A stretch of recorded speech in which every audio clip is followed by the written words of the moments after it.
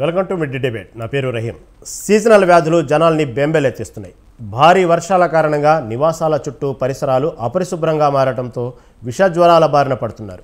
Dengue ముప్పు పొంచి ఉందని తెలంగాణ ప్రభుత్వం ఇప్పటికే అధికారులను అప్రమత్తం చేసింది. రాష్ట్ర వ్యాప్తంగా 2071 ప్రాంతాల్లో డెంగ్యూ విజృంభించే అవకాశం ఉన్నదని హెచ్చరించింది. ఆయా ప్రాంతాల్లో నివసించే దాదాపు 65 లక్షల మంది డెంగ్యూ బారిన పడే ప్రమాదం ఉందని హెచ్చరించింది. దీంతో రాష్ట్ర వ్యాప్తంగా దోమల నివారణపై ప్రత్యేక దృష్టి సారించింది ప్రభుత్వం. మరోవైపు విషజ్వరాలతో ఆసుపత్రులన్నీ కిటకిటలాడుతున్నాయి. సీజనల్ వ్యాధుల పట్ల ఎలాంటి జాగ్రత్తలు తీసుకోవాలి, వైద్యులు ఎలాంటి సూచనలు చేస్తున్నారు, ఇదే అంశాన్ని గురించి వాటి మిడ్ డిబేట్లో చర్చిద్దాం.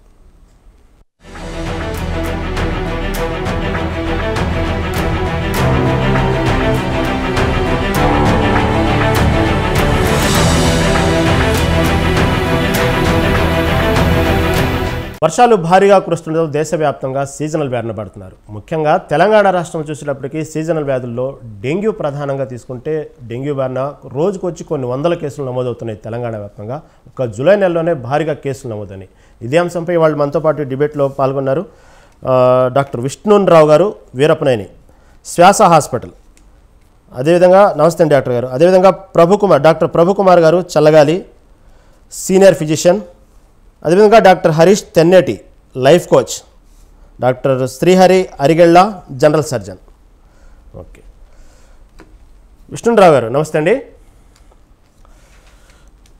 విష్ణురావు గారు, తెలంగాణ రాష్ట్రంలో అత్యధికంగా డెంగ్యూ కేసులు నమోదవుతున్నట్లు తెలుస్తుంది. ఒక్క జూలై నెలలోనే సుమారుగా 800 కేసులు నమోదైన వాతావరణం కనబడుతుంది. ఇప్పటికే డెంగ్యూ కేసులు రోజు రోజుకు పెరుగుతూ ఉన్నాయి.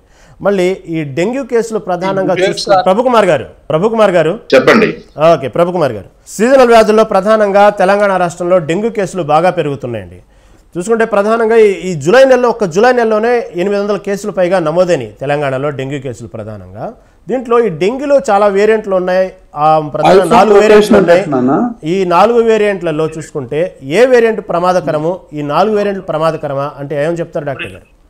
ఓకే, చూడండి, జనరల్ గా ఈ డెంగ్యూ వైరస్ ఏడిస్ ఈజిప్టై అనేటువంటి దోమ కుడితే వచ్చేటువంటి డెంగ్యూ వైరస్ జనరల్ గా ఎవరికి ప్రమాదకరం కాదు. స్టార్టింగ్ లో ఎవరికి జనరల్ గా డెంగ్యూ జ్వరం వస్తే జ్వరం రావడం, ఒళ్ళు నొప్పులు రావడం, జాయింట్ పెయిన్స్ రావడం, ఈ విధంగా లక్షణాలతోటి తీవ్రమైన ఒళ్ళు నొప్పులతో ఉంటుంది. ఇది ఎప్పుడు మనకి ప్రమాదకరంగా మారుతుంది అంటే కేవలం ప్లేట్లెట్ కౌంట్ తగ్గటం. ఎప్పుడైతే డెంగ్యూ వైరస్ అటాక్ చేసి ప్లేట్లెట్ కౌంట్స్ తగ్గుతాయో, ప్లేట్లెట్ల కౌంట్ జనరల్ గా 1,50,000 నుంచి 4 లక్షల వరకు ప్లేట్లెట్ కౌంట్ ఉంటుంది. ఈ ప్లేట్లెట్ కౌంట్ ఎప్పుడైతే తగ్గుతుందో, 20,000 ముందు 1,50,000 నుంచి 1,40,000, 1,20,000, 1,90,000 ఈ విధంగా రకరకాల నెంబర్స్ కు మారుతూ ఎప్పుడైతే ప్లేటెడ్ కౌంట్ 20,000 కంటే కిందకి వెళ్తుందో మనకు కొన్ని లక్షణాలు కనిపిస్తాయి. డెంగ్యూ షాక్ సిండ్రోమ్ అనేటువంటి లక్షణాలు ఎలా ఉంటాయి? అవి పంటి చిగుర్లలోంచి రక్తం రావడం, బాత్రూమ్కి వెళ్ళినప్పుడు బాత్రూము బ్లాక్ కలర్ లో బ్లాక్ స్టూల్స్ రావడం, కాళ్ళ మీద చారలు కనపడటం, ఇట్లాగా కొన్ని ముఖ్యమైనటువంటి లక్షణాలు కనపడతా ఉంటాయి. అప్పుడు అది డెంగ్యూ షాక్ సిండ్రోమ్. అప్పుడు అది ప్రమాదకరంగా మారేటువంటి అవకాశం ఉంటుంది. ఇప్పుడు ఈ పొట్టలో అబ్డామినల్ పెయిన్ రావడం, పొట్టంతా నొప్పి రావడం, హెపటో మెగాలి లివరు వాయడం, తర్వాత స్ప్లీన్ వాపు రావడం, స్ప్లీనో మెగాలి కావడం, పొట్ట వాపు గురి కావడం, అంతేకాకుండా ఒకసారి ఫ్లోరల్ ఎఫ్యూజన్ ఊపిరితిత్తులో కూడా నీరు వచ్చేటువంటి అవకాశం ఉంటుంది. క్రమేపీ హైపోటెన్షన్ రావడం, తీవ్రమైనటువంటి రక్తస్రావం జరగటం, ఇలాంటివి జరిగితే, పొట్టలో ఇంటర్నల్ బ్లీడింగ్ జరిగితే అప్పుడే అది ప్రమాదకరంగా మారుతుంది. దాన్నే డెంగ్యూ షాక్ సిండ్రోమ్ అంటాం. సో ఈ డెంగ్యూ షాక్ సిండ్రోమ్ అందరికీ వస్తుందా? 100 మందిలో ప్రపంచంలో ఉన్నటువంటి ప్రజలందరికీ డెంగ్యూ షాక్ సిండ్రోమ్ లోకి వెళ్తారంటే కుదరదు. కొంతమందిలోనే 100కి 9 మందో 10 మందో, ఒక 5గురు, ఒక 10% ఆఫ్ పాపులేషన్ కి మాత్రమే డెంగ్యూ షాక్ సిండ్రోమ్ లోకి వెళ్ళే అవకాశం ఉంటుంది. మిగతా వాళ్ళందరికీ ప్రమాదకరం కాదు. ప్లేటెట్ తగ్గిపోయినాయి కదా అని మనం అందరం గాబరా పడిపోయి ఏమో ప్లేటెట్ తగ్గిపోయింది అన్నే హాస్పిటల్కి వెళ్ళి ప్లేటెట్ ఎక్కించుకోవాలని కాదండి. జనరల్ గా ఒక వైరల్ ఫీవర్ ఇది. డెంగ్యూ వైరస్ అనేది ఒక వైరస్. చికెన్ గున్యా కానీ డెంగ్యూ కానీ అన్ని వైరస్లు. ఇది ముఖ్యంగా ప్రమాదకరంగా మనకి ఈ మస్కిటోస్ కుట్టినప్పుడు వాటి నుంచి వ్యాపింపజేసేటువంటి వైరస్ ఇది. అయితే అందరికీ ప్రమాదకరం కాదు ఇది. కొంతమందిలోనే ఈ సమస్య వచ్చే అవకాశం ఉంటుంది, అందరికీ కాదు. సో ప్లేట్లెట్ కౌంట్ తగ్గింది అంటే WHO గైడ్ లైన్స్ ప్రకారంగా 20,000 కంటే తగ్గితేనే, 20,000 కంటే తగ్గితేనే అది ప్రమాదకరంగా మారే అవకాశం ఉంటుంది. ఇదంతా ఒక phase, first phase, second phase, third phase. General గా ఎప్పుడైతే మనకి డెంగ్యూ జ్వరం వస్తుందో స్టార్టింగ్ ఫేజ్ లో జనరల్ గా మందులు వాడుకుంటే, పారాసిటమాల్ టాబ్లెట్, హైడ్రేషన్ బాగా చేసుకోగలిగితే, నీరు ఎక్కువ తీసుకోగలిగితే, కంటిన్యూస్ గా నీళ్లు తీసుకొని అవసరమైన NSAIDs పెయిన్ కిల్లర్స్ వాడకూడదు, ఆస్పిరిన్ లాంటి టాబ్లెట్లు వాడకూడదు. ఇవన్నీ వాడకుండా కావాల్సిన తగు మాత్రలో కావాల్సిన పారాసిటమాల్ టాబ్లెట్, ఎందుకంటే వైరల్ ఇన్ఫెక్షన్ కాబట్టి ఒక పారాసిటమాల్ టాబ్లెట్ ఎక్కువగా వాడుకుంటూ, ఒళ్ళు నొప్పులు ఉంటే దానికి సంబంధించినటువంటి నొప్పుల టాబ్లెట్లు, ఇందాక చెప్పిన NSAIDs, ఆస్పిరిన్ కాకుండా మిగతా pain killers, safe pain killers ఉంటాయి, వాటిని వాడుకుంటే జనరల్ గా ఈ సమస్యలు తగ్గిపోతాయి, ఈజీగా తగ్గిపోతాయి. ఈ సమస్య ఇబ్బంది లేకుండా ఒక 5 రోజులు తగ్గిపోతుంది. ఆ ఫర్దర్ గా రిలాప్సింగ్ ఫేజ్ ఉంటుంది. రిలాప్సింగ్ ఫేజ్ లో ఫీవర్ తగ్గిపోయి ఊరికి హైపర్ టెన్షన్ గురవడం, చెమటలు పట్టడం ఇవన్నీ ఉంటాయి. కాబట్టి ఆ ఫేజ్ లో కూడా చాలా జాగ్రత్తగా ఉండగలిగితే ఈజీగా ఒక 10 రోజుల్లో డెంగ్యూని తగ్గించుకుని బయటపడచ్చు. అంటే ప్రభుకుమార్ గారు, ఇప్పుడు ఏదైతే 4 వేరియంట్లు ఉన్నాయో డెంగ్యూ సంబంధించి, ఈ 4 వేరియంట్లో ఏ వేరియంట్ వచ్చినప్పుడు కూడా patient platelets down, up and down అవుతా ఉంటాయండి, లేదా కొన్ని వేరియంట్స్ అవుతుంటాయా? వచ్చినా కూడా ఈ డెంగ్యూ వైరస్ ఏ వైరస్ వచ్చినా కూడా ప్లేట్లెట్ కౌంట్ డౌన్ అవుతా ఉంటుంది. ఓకే, రిలేటెడ్ ప్లేట్లెట్ కౌంట్ అంటారు ఏ డెంగ్యూ.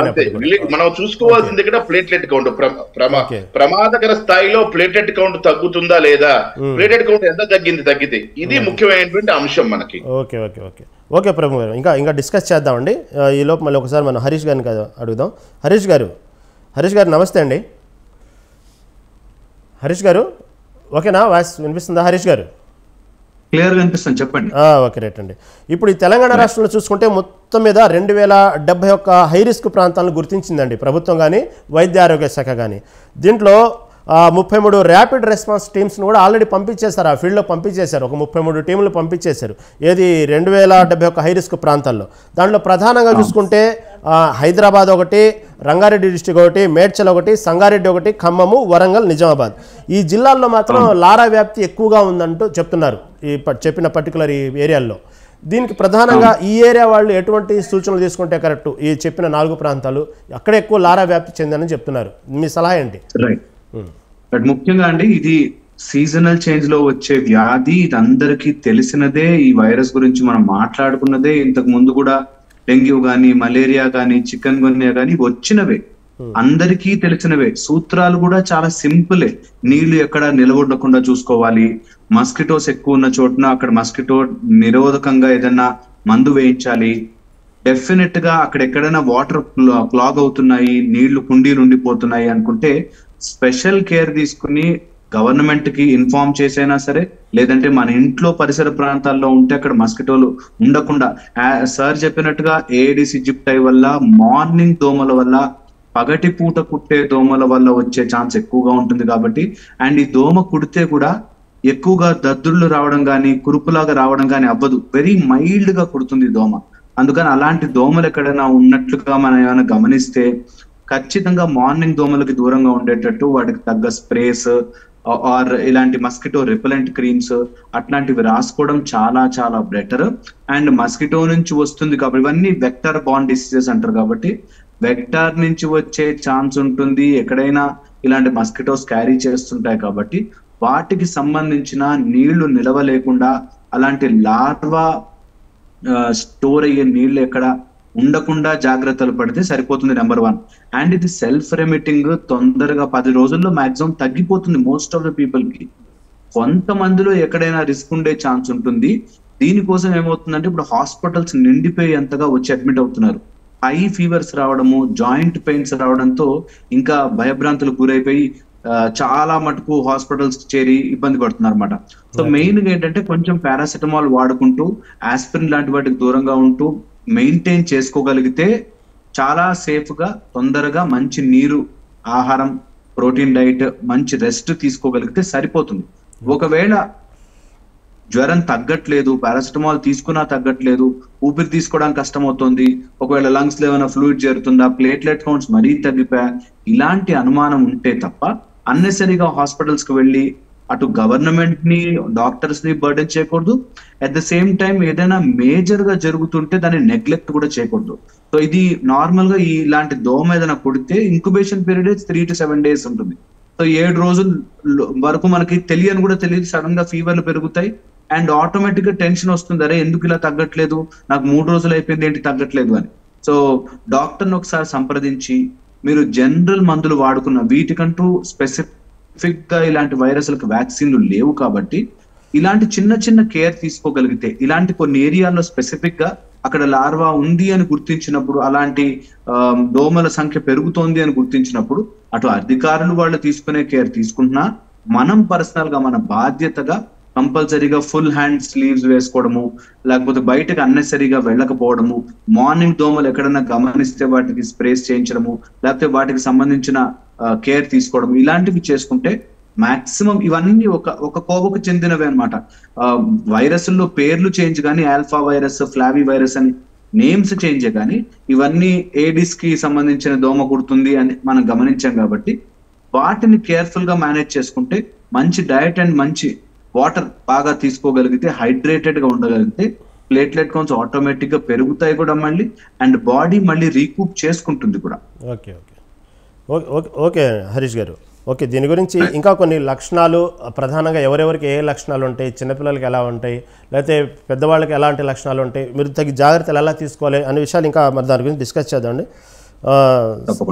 ఓకే ఓకే శ్రీహరి గారు, ఇప్పుడు హరీష్ గారు చెప్పినట్టు వాస్తవంగా ఈ మురికి వాడల్లో సంబంధించిన వాటి కానీ నీటి నిల్వ ఉన్న ప్రాంతాల్లోనే ఎక్కువగా ఈ సంబంధించిన డెంగ్యూ దోమలు ఇలాంటివన్నీ ఉంటాయి. కాబట్టి దానికి సంబంధించి ఎక్కువగా తీసుకుంటే కేవలం మురికి వాడల్లోనే కాకుండా ఇప్పుడు హైదరాబాద్ వ్యాప్తంగా కూడా చాలా కేసులు నమోదవుతున్నాయి. ఈ అపార్ట్మెంట్లో ఉండేవాళ్ళు కానివ్వండి, ఇండివిజువల్ హౌస్లో ఉండేవాళ్ళు కానివ్వండి, వీళ్ళు కూడా మురికి వాడల్లో ఉండాల్సిన అవసరం లేకపోయినా పరిశుభ్రంగా ఉన్నప్పుడు కూడా డెంగ్యూ బారిన పడుతున్నారు. అంటే దీన్ని ఎలా తీసుకోవాలి? అంటే దోమల వ్యాప్తి ద్వారానే తీసుకోవాలా, లేకపోతే దీన్ని ఏ విధంగా తీసుకోవాలంటారు?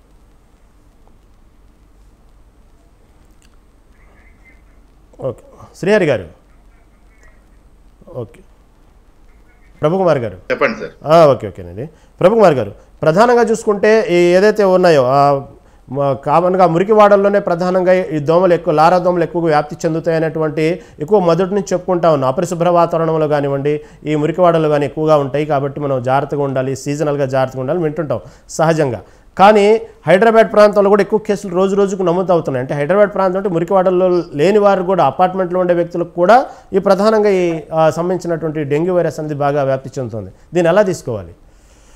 జనరల్ గా ఏంటంటే ఈ డెంగ్యూ వైరస్, ఈ మస్కిటోస్ కి మేము ఎక్కడ ఉంటాం అక్కడ ఉంటాం అని లేదు. మస్కిటోస్ ఎక్కడికన్నా ఫ్లై చేయగలుగుతాయి. అయితే ఎక్కడైతే షేడీ ప్లేసెస్, షాబీ ప్లేసెస్, ఇప్పుడు మీకు అపార్ట్మెంట్స్ లో కూడా చాలా చోట్ల షాబీ ప్లేసెస్ ఉంటాయి.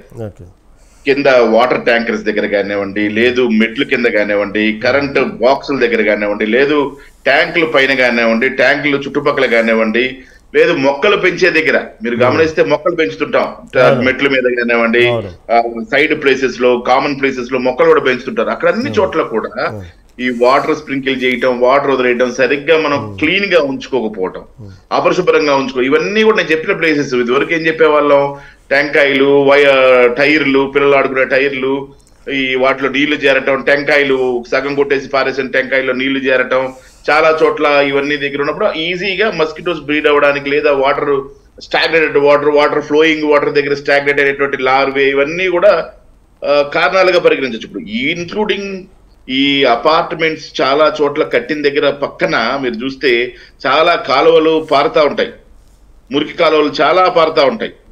సో ఈ అపార్ట్మెంట్స్ కొన్ని కట్టిన ఎట్లా కట్టారంటే తీసుకెళ్లి ఆ మురికి గుంతల్లోనే కట్టారు, ఆక్యుపై చేసినటువంటి ల్యాండ్స్ లో కట్టినప్పుడు ఆ చుట్టుపక్కల వెళ్ళేటువంటి ఆ డ్రైనేజ్ వాటర్ కానివ్వండి, రకరకాల వాటర్స్ కానివ్వండి, ఇవన్నీ కూడా ఉంటాయి ఆ ప్రదేశాల్లో. వాటన్నిటిలో కూడా ఈ మస్కిటోస్ చేరే అవకాశం ఉంది. అపార్ట్మెంట్ లో కూడా ఇందా నేను చెప్పిన ప్రదేశాలన్నింటిలో కూడా మస్కిటోస్ పూల మొక్కల దగ్గర కానివ్వండి, కుండీల దగ్గర కానివ్వండి, అక్కడిక్కడ అనేక షాబీ ప్లేసెస్ అన్నింటిలో కూడా ఇవి చేరే అవకాశం ఉంటుంది. ఎప్పుడైతే ఈ మస్కిటోస్ ఈ ప్లేసెస్ లో చేరతాయో అవి లేచినప్పుడు, మార్నింగ్ లేచినప్పుడు, ఎప్పుడు లేచినప్పుడు, మనం బయటకు వెళ్తున్నప్పుడు, వస్తున్నప్పుడు కుట్టే అవకాశం ఉంటుంది. కుట్టగానే ఈ ఏడిస్ ఈజిప్టై మస్కిటోస్ కుట్టగానే డెంగ్యూ వైరస్ ఎంటర్ అవ్వగానే మనకి ఒక 3-4 days లో ఈ ఫీవర్స్, విపరీతమైనటువంటి హై డిగ్రీ టెంపరేచర్ ఉన్నటువంటి 104 degrees, ప్రస్తుతం ఉన్నటువంటి ప్రధానమైన సమస్య ఏంటంటే పేషెంట్ వణికిపోయి చిల్స్ అండ్ రైగల్స్ తోటి 104, 106, 107 degrees టెంపరేచర్, హై టెంపరేచర్ తో పేషెంట్స్ హాస్పిటల్స్ కి వస్తారు. మేము చూసిన పేషెంట్లు చాలా మంది వచ్చేవాళ్ళు, తీవ్రమైనటువంటి జ్వరం. ఇంకొక పేరు ఏంటంటే డెంగ్యూ ఫీవర్ కి బ్రేక్ బోన్ ఫీవర్ అంటాం. బ్రేక్ బోన్ ఫీవర్ అంటే ఎముకలు విరిగిపోయి నొప్పి వచ్చేంతటువంటి జ్వరం. అంటే ఎముకలు విరిగిపోతే ఎంత నొప్పి వస్తుందో అంత నొప్పి వచ్చేటువంటి అవకాశం ఉంటుంది. At the same time most of the patients కి హెడ్ఏక్ తీవ్రంగా వస్తుంది. ఈ వైరస్ల వల్ల విపరీతమైనటువంటి హెడ్ఏక్. పేషెంట్స్ ప్రధాన కంప్లీట్ చేస్తారు ఏంటంటే తలకాయ పగిలిపోతుంది డాక్టర్ గారు అని చెప్తున్నారు. సో తలకాయ పగిలిపోయేంత నొప్పి తలకాయలో వస్తుంది కాబట్టి వాళ్ళు వీటికి భయంకరంగా భయపడి హాస్పిటల్కి వచ్చేస్తున్నారు. విపరీతమైనటువంటి నొప్పులు.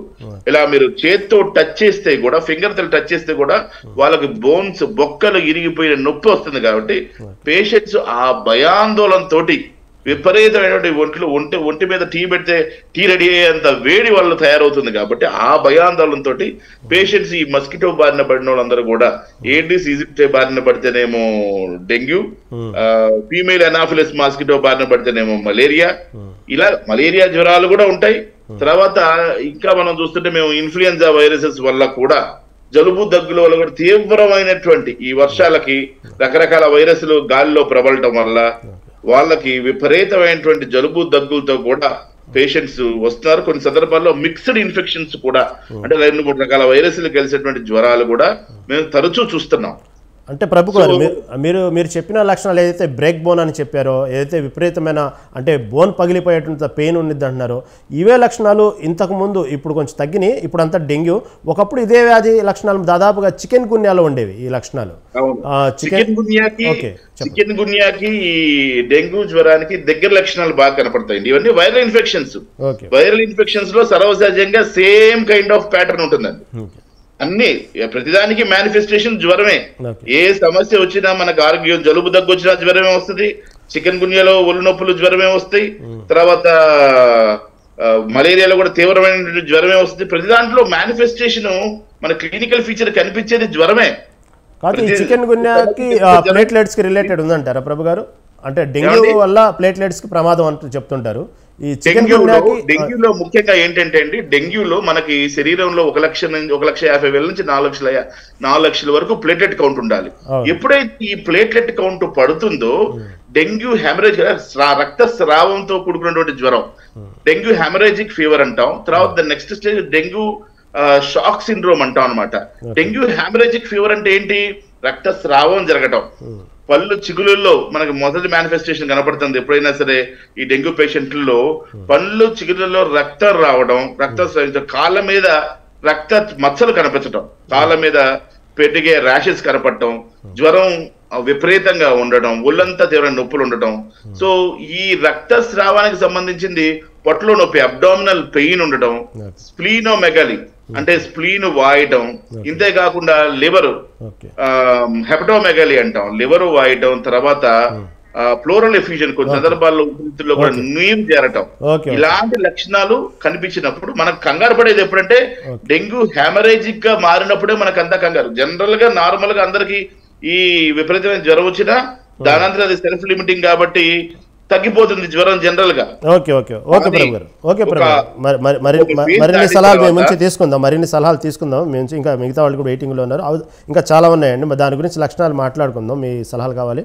ఓకే, విష్ణురావు గారు, సహజంగా ఈ సీజన్లో ఏ జ్వరం వచ్చినా, అంటే ఇప్పుడు ప్రస్తుతం డెంగ్యూ నడుస్తుంది కాబట్టి ఇప్పుడు ఏ జ్వరం వచ్చినా కూడా డెంగ్యూ కిందకే తీసుకుంటున్నారు ఎవరైతే పేషెంట్స్. దానికి సంబంధించి సహజంగా మందులు వాడుతూనే ఏ జ్వరం వచ్చినా డెంగ్యూ కిందకు భావించి ఆ బొప్పాయి ఆకులు తినటమో, లేకపోతే బొప్పాయి రసం తాగటమో, బొప్పాయి సంబంధం రిలేటెడ్గా ట్యాబ్లెట్ వేసుకోవటం, ఇలా ప్రతిదాన్ని ఆ జ్వరం కింద లెక్కగడుతున్నారు. అలా మందులు వాడటం వల్ల ప్రమాదం అంటారా కాదంటారా? ఏమంటారు? మీ సలహా ఏంటి? సార్, ఏం తింటున్నారు ఏం తినట్లేదు అనేది కాకుండా అది ఏ జ్వరం అనేది చాలా ఇంపార్టెంట్. ఇప్పుడు డాక్టర్ ప్రభు గారు చెప్పినట్టు ఫస్ట్ ఏ జ్వరము, దాని డయాగ్నోసిస్ ఏంటి, ఒక్కొక్క సీజన్ లో ఒక్కొక్క జ్వరాలు వస్తాయి. వర్షాకాలంతో పాటు కొన్ని జబ్బులు వస్తాయి, చలికాలంతో పాటు కొన్ని జబ్బులు వస్తాయి, ఎండాకాలంలో కొన్ని జబ్బులు వస్తాయి. ఈ వర్షాకాలంలో హ్యూమిడిటీ వల్ల వచ్చేటటువంటి జబ్బులు కొన్ని, ఈ వాటర్ ఎక్కడైతే స్టాగ్నేషన్ అవుతుందో, ఇంతకుముందు ప్రభు చెప్పినట్టు వాటర్ స్టాగ్నెంట్ వాటరే డేంజర్, ఫ్లోయింగ్ వాటర్ డేంజర్ ఏం కాదు. ఎప్పుడైతే స్టాగ్నేషన్ అవుతుందో ఈ మస్కిటోస్ గ్రో అవ్వడానికి అవకాశం ఉంటాయి, గుడ్లు పెడతాయి, అందులో నుంచి వాటి పాపులేషన్ డెవలప్ అయింది, ఆ పక్కన పోయేటప్పుడు కుడతాయి. అయితే డెంగ్యూలో ఏంటంటే అండి, అవి పగులు పూట మాత్రమే ఎక్కువగా ప్రమాదం, నైట్ పూట ఉండవు. ఈ పగులే ఎక్కువ కుడతాయి. ఈ డెంగ్యూ టైగర్ మస్కిటోస్ అంటారు, వాటిని చూస్తే మనం కొంతమంది గుర్తుపడతారు, తెల్ల మచ్చలు ఉంటాయి వాటి మీద, తెల్ల మచ్చలు ఉంటే దాన్ని గుర్తుపడతారు. సో ఇట్లాంటి వాటికి చాలా చాలా మనం కేర్ఫుల్ గా అబ్జర్వ్ చేస్తూ, వీటిల్లో ప్రివెన్షన్ అనేది చాలా ఇంపార్టెంట్. అంటే డయట్ ఏం తీసుకుంటున్నారు అది కాకుండా, ఈ ప్రివెన్షన్ లో ఏంటంటే ఈ పిల్లలకు కూడా, ఇప్పుడు నాకు చిన్న పిల్లల వైద్యుని కాబట్టి నా దగ్గర పిల్లలు వస్తూ ఉంటారు, హై గ్రేడ్ ఫీవర్స్ తోని పిల్లలు వస్తుంటారు. పిల్లలకు మీరు తీసుకునేటటువంటి జాగ్రత్తలు ఏంటంటే, ఎత్తు తక్కువ ఉండటం వల్ల వీళ్ళని ఎక్కువగా దోమలు కుడతాయి ఇంకా. సో వీళ్ళకి ఏంటంటే ఫుల్ స్లీవ్స్ వేయాలి, మొత్తం స్లీవ్స్ అన్ని ఫుల్ గా వేయాలి, కింద కూడా వాళ్ళకు స్లీవ్స్ ఎక్కువగా వేయాలి, అవసరమైతే లూజ్ సాక్స్ వేయాలి, టైట్ సాక్స్ కాదు, లూజ్ సాక్స్, ఈవెన్ సాక్స్ మీద కూడా కుడతాయి అవి. కాబట్టి ఇలాంటి జాగ్రత్తలు తీసుకోవాలి. ఇంకోటి ఏంటంటే, ఈ డెంగ్యూ జ్వరాలకు ఉన్న లక్షణం వెనకంగా వచ్చి ఎక్కువ కుడతాయి, ఈ చెవుల వెనకంగా, ఈ మెడలు, ఈ వెనక భాగం నుంచి ఎక్కువ కొడతాయి, ఈ చేతులకు కూడా వెనక నుంచి వచ్చే కొడతాయి. ఇది ఒక ప్రత్యేకమైనటువంటి హ్యాబిట్ ఈ దోమలు, ఈ వెనక పక్కంగా వచ్చి కొడుతుంటాయి ఎక్కువగా. అంటే దాదాపు ఒక వెన్నుపోట్లాగా అనుకోండి, వెనకంగా వచ్చి కొడుతుంటాయి ఎక్కువ. కాబట్టి ఇది క్యారెక్టరిస్టిక్ ఫీచర్ ఆఫ్ డెంగ్యూ ఇవి. కాబట్టి మనం ఏంటంటే కాలర్ ని పైకి పెట్టుకోవడం కూడా చాలా చాలా ఇంపార్టెంట్. కాలర్ కనపడకుండా ఈ చెవులు కూడా కవర్ చేసుకుంటా, అంటే సాధ్యమైనంత వరకు ఈ యొక్క సీజన్ లో పిల్లల్ని మనం జాగ్రత్తగా కాపాడుకోవటం. ఈ యొక్క మస్కిటో రిపెల్లెంట్స్ అని కొన్ని ఉంటాయి, సరే ఎంతవరకు ఎఫెక్ట్ ఉంటాయని కాదు, ఈ ముఖ్యంగా మోకాళ్ళ కింద, మోచేతుల కింద, తర్వాత వెనక భాగంలో ఈ యొక్క అప్లై చేసినట్టయితే అదొకటి, తర్వాత వాటర్ ఒకటి, తర్వాత ఇంకొకటి ఏంటి అంటే, ఈ డెంగ్యూ ఒక్కటే కాదండి, మలేరియా, ఏదైనా జ్వరంతో, all viral fevers present with the fever only. కాబట్టి ఏ జ్వరం వచ్చినా కూడా డెంగ్యూ జ్వరమే కాదు. కాబట్టి మనం ఈ విషయాన్ని చాలా చాలా కేర్ఫుల్ గా ఉండాలి. ప్రతి జ్వరం డెంగ్యూ జ్వరం కాదు. ఇంకొకటి ఏంటంటే, డెంగ్యూలో ఒకసారి డెంగ్యూ ఎప్పుడు వచ్చిపోయిందో మనకు తెలియదు, కానీ సెకండ్ అటాక్ గనక డెంగ్యూ వచ్చినట్లయితే ప్రమాదకరమైనటువంటిది జబ్బుకు దారితీస్తుందండి. ఇది చాలా చాలా ఇంపార్టెంట్. ఒకసారి డెంగ్యూ వచ్చిందని తెలిసిన వాళ్ళు సెకండ్ టైం గనక డెంగ్యూ వచ్చినట్లయితే చాలా కేర్ఫుల్ గా ఉండాలి. సో వెంటనే డాక్టర్ ని కన్సల్ట్ చేయాలి, అబ్జర్వేషన్ లో ఉండాలి. ఎందుకంటే ప్లాట్లెట్స్ ఫాస్ట్ గా తగ్గిపోతాయి. ప్రభు గారు చెప్పినట్టుగా హెమరేజిక్ నుంచి షాక్ సిండ్రోమ్ లోకి వెళ్ళిపోతారు వీళ్ళు, వితౌట్ అంటే ఆ టైం కూడా ఇవ్వదు మనకు, అంత డివాస్టేటింగ్ ఉంటది. ఏది సెకండ్ టైం వచ్చిన వాళ్ళకి. ఫస్ట్ టైం వచ్చిన వాళ్ళకి కొన్ని అన్నోటీస్డ్ కూడా వెళ్ళిపోతాయండి. చాలా మందికి జ్వరాలు వస్తే వెళ్ళిపోతాయి, అందులో అది డెంగ్యూ మనకి ఏదో తెలియదు. కరోనా ఫీవర్స్ వస్తాయి, రైనో వైరస్ తోని ఫీవర్ వస్తాయి, ఇన్ఫ్లుయెన్జా తోని ఫీవర్స్ వస్తూ ఉంటాయి, మలేరియాతో ఫీవర్స్ వస్తుంటాయి, లెప్టోస్పైరోసిస్ అనేటటువంటి ఒక దాంతో బ్యాక్టీరియల్ వస్తుంది. ముఖ్యంగా ఈ వర్షాకాలంలో, ముఖ్యంగా పారిశుద్ధ కార్మికులు ఈ బేర్ ఫుట్ తో నడిచినప్పుడు ఈ విషయంలో చాలా, ఇప్పుడు ఒక పారిశుద్ధ కార్మికుడు ఉన్నాడు, హై గ్రేడ్ ఫీవర్ తో వచ్చాడు అంటే ఆ క్లినికల్ సెట్టింగ్ అంటాం, ఏ పేషెంట్ ఎక్కడి నుంచి వస్తున్నాడు, ఎవరు, ఈయన వృత్తి ఏంటి, ఇవన్నీ చాలా చాలా ఇంపార్టెంట్ డయాగ్నోసిస్ చేసేటప్పుడు. కాబట్టి ఇలాంటి లెప్టోస్పైరోసిస్ అనేటటువంటి జబ్బు ఎలా ఉంటుంది, సో వీటికి సంబంధించినటువంటి లక్షణాలు ఎలా ఉంటాయి. ముఖ్యంగా డెంగ్యూ ఫీవర్ లో కంటి విపరీతమైన తలనొప్పితో పాటు ఈ రిట్రో ఆర్బిటల్ పెయిన్ అంటాం, అంటే కళ్ళ వెనక భాగంలో విపరీతమైన నొప్పి, కళ్ళ వెనకాల ఎక్కువ నొప్పి వస్తుంటది అనమాట. కాబట్టి ఇలాంటివి లక్షణాలు చాలా వరకు గుర్తుపెట్టుకొని మనం ఇది వచ్చిన తర్వాత మనం కొన్ని డయాగ్నోస్టిక్ టెస్ట్లు ఉంటాయి. ఇప్పుడు ఏంటంటే ఇన్ఫ్లుయెన్జా ఉందనుకోండి, థ్రోట్ స్వాబ్ తీస్తే కూడా చాలా వరకు తెలిసిపోతుంది. ఇప్పుడు మా దగ్గర చాలా కేసులు ఈ సీజన్ లో ఇన్ఫ్లుయెన్జా ఏ వైరస్ చూసాం మేము. ఈ వైరస్ లో కూడా వాంతులు అయితే, విరోచనాలు అయితే, విపరీతమైన సిక్నెస్ ఉంటది, ఒళ్ళు నొప్పులు ఉంటాయి, మరి ఎట్లా ఒక్కొక్క దానికి ఒక్కో డిఫరెన్షియేషన్ అండి. ఓకే. ఇప్పుడు డెంగ్యూ ఫీవర్ ఉందనుకుంటే హై గ్రేడ్ ఫీవర్, దాని తర్వాత chikungunya high grade fever with rashes, okay. Joint pains. అంటే చికెన్ గున్యాకి ఎట్లుంటదంటే అసలు నడవలేము, గోడలు పట్టుకొని నడుస్తారు, అవును. తర్వాత ఈ జాయింట్ పెయిన్స్ ఏంటంటే అది 6 నెలల నుంచి 2 సంవత్సరాల వరకు కూడా ఉంటాయి. సో ఇంత ఇవి బ్రదర్స్ అండ్ ఇదేంటంటే ట్విన్స్ లాగా ఈ dengue and chikungunya same virus, కొంచెం డిఫరెన్స్. అవును. చికెన్ గున్యాలు ఏంటంటే రిపీటెడ్ అటాక్స్ రావు. అవును. ఒకప్పుడు ఎక్కువగా చికెన్ గున్యా కూడా సీజన్ నడిచింది. సేమ్ వైరస్ వచ్చినట్లయితే ప్రమాదకరం ఉంటది. సో ఇవన్నీ కూడా మనం ఈ యొక్క జనరల్ గా ఈ హెల్త్ ఎడ్యుకేషన్ మీద ఇప్పుడు బాయిల్ చేసి వాటర్ తాగాలి ప్రివెన్షన్ కోసం, శుభ్రమైనటువంటి పరిశుభ్రమైన నీళ్లు తాగాలి, ఒళ్ళంతా కవర్ చేసుకోవాలి, స్టాగ్నెట్ వాటర్ లో మనం చాలా జాగ్రత్తగా ఇంటి చుట్టుపక్కల ఉన్నటువంటి క్లీన్ గా ఉంచుకోవాలి. సో ఇట్లా జాగ్రత్తలుగా. ఇందులో ఇంకోటి ఉందండి, అలర్జీ ఫీవర్, హే ఫీవర్స్ ఉంటాయి కొన్ని. అలర్జీ వల్ల కూడా విపరీతంగా తుమ్ములు రావటం, జలుబులు రావటం, ఇది కూడా మనం వైరస్ ఫీవర్ అనుకుంటాం. సో దీన్ని డిఫరెన్షియేట్ చేయడం కూడా చాలా కష్టం. ఒక్కోసారి ఏదైనా పోలెన్ ఉందనుకోండి, మైల్డ్ ఫీవర్ తో వస్తారు, విపరీతమైన తుమ్ములు. అంటే అలర్జిక్ ఫీవర్స్, తర్వాత వైరల్ ఫీవర్స్, ఈ డిఫరెన్షియల్ డయాగ్నోసిస్ ఏదైతే ఉందో అన్ని ఒకలాగే కనపడతాయి, అన్ని ఒకలాగే ట్రీట్ చేయకూడదు. ఒక్కొక్క దానికి ఈ డాక్టర్ యొక్క అనుభవాన్ని బట్టి, పేషెంట్ సిమ్టమ్స్ ని బట్టి, డిఫరెన్షియల్ డయాగ్నోసిస్ బట్టి, ఆ టెస్టుల్ని బట్టి మనం పేషెంట్లకు ట్రీట్మెంట్ చేయాల్సినటువంటి అవసరం ఉంది. వాళ్ళకు చెప్పాల్సినటువంటి జాగ్రత్తలు దాని మీద ఆధారపడి ఉంటాయి. ముఖ్యంగా వాటర్ ఎక్కువ ఇవ్వాలి. వాటర్ డిహైడ్రేషన్ ఉంటుంది, వాటర్ ఎక్కువ ఇవ్వాలి. Liquid diet and water.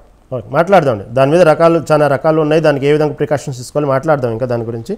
Prabhu Kumar గారు, ఈ సహజంగా ఈ డెంగ్యూ జ్వరాలు వచ్చిన వాళ్ళు దాదాపుగా మీకు తెలిసే ఉన్నది, మీ దగ్గర ఎంతోమంది పేషెంట్స్ వస్తుంటారు. ఈ డెంగ్యూకి సంబంధించిన ట్రీట్మెంట్ తీసుకుంటూనే ఇళ్లలో సొంతంగా ప్లేట్లెట్స్ ఇలా కాదు ఇంకా ఫాస్ట్ పెరగాలంటే కొన్ని ప్రయోగాలు చేస్తుంటారు. బొప్పాయి పండు తినటం, బొప్పాయి సంబంధించిన ఆకులు రసాలు తాగటం, ఇలాంటివి చేస్తూ ఉంటారు.